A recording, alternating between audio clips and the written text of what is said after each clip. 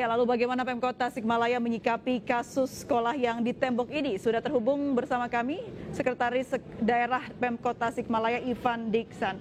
Selamat malam Pak Ivan. Selamat malam Mbak April. Baik, Pak Ivan, mengenai kasus ini apa solusi Pak dari Pemkot Tasikmalaya?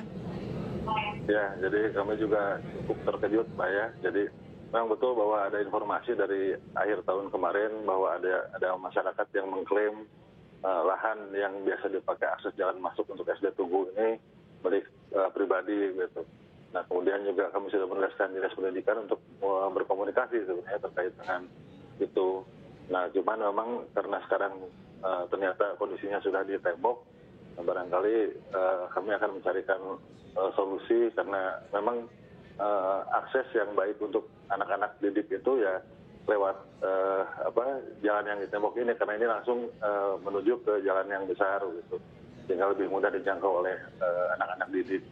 Nah kami pemerintah Kota Tasikmalaya sebenarnya sudah merencanakan menganggarkan di tahun depan, tahun 2022 kita tentunya juga harus pendekatan dengan pemilik lahannya, dan mudah-mudahan kita akan himbau pemilik lahannya agar bisa merelakan lahannya untuk dibeli oleh pemerintah Kota Tasikmalaya agar akses ke sekolah itu bisa dibuka kembali. Gitu. Baik, Pak Ivan, apakah pembangunan ini dilakukan selama pembelajaran online selama ini? Ya, tampaknya begitu karena kita kan baru sekitar seminggu Mbak April ya melaksanakan uji coba tatap muka, sudah mulai dibuka. Nah kemarin waktu online kelihatannya ternyata dilakukan pembangunan benteng itu. Nah ini yang saya juga cukup terkejut gitu. Jadi kemarin kan memang tidak ada yang hadir di sekolah kan kemarin itu. Tiba-tiba pada saat anak-anak sudah diperbolehkan untuk tatap muka di sekolah, ternyata aksesnya sulit begitu sekarang ini. Baik, Pak Ivan, ini yang mengklaim lahannya apakah sudah benar milik dari pemilik tersebut atau masih dalam proses sengketa?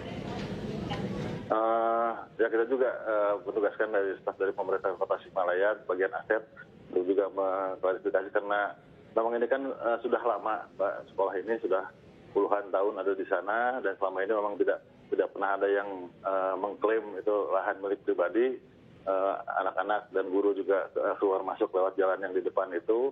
Nah, tiba-tiba sekarang ada yang mengklaim, nah tentunya kita juga akan mencoba mengklarifikasi terkait dengan bukti-bukti kepemilikan dan lain-lain. Dan kalau memang ternyata betul itu milik pribadi, barangkali pemerintah Kota Tasikmalaya akan berupaya bagaimana melalui pendekatan dengan pemilik lahan untuk bisa merelakanlah semeter atau 2 meter sehingga anak-anak bisa akses masuk lewat jalan depan ini. Gitu. Jadi ada upaya mediasi ya Pak ya dengan pemilik lahan untuk bisa membeli jalan tersebut atau seperti apa solusinya nanti ke depan? Ya, kita akan komunikasi juga dengan pemilik lahan melalui Dinas Pendidikan, melalui camat setempat, begitu melalui bagian aset.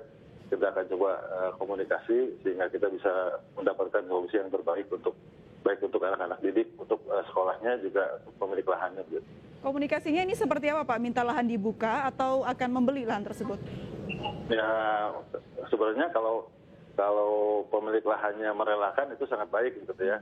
Merelakan ini kan untuk kepentingan sosial, kepentingan masyarakat. Tapi kalaupun misalnya ternyata harus dilakukan pembelian oleh pemerintah Kota Tasikmalaya, ya insya Allah kita sudah memikirkan itu untuk dianggarkan di tahun depan begitu.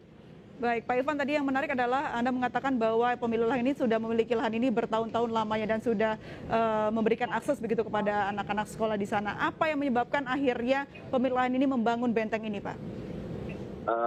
Justru kami juga kurang paham, Mbak ya. Jadi karena sebenarnya jadi itu kan sudah bertahun-tahun anak-anak itu keluar masuk lewat jalan itu gitu.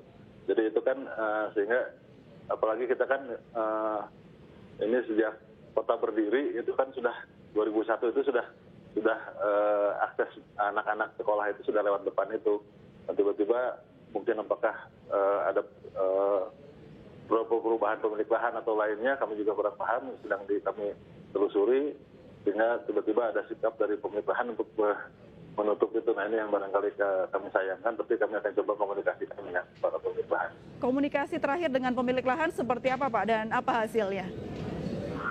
Sementara ini Dinas Pendidikan sudah kami minta untuk komunikasi, ya mudah-mudahan ada titik terangnya begitu Pak, kita berharap.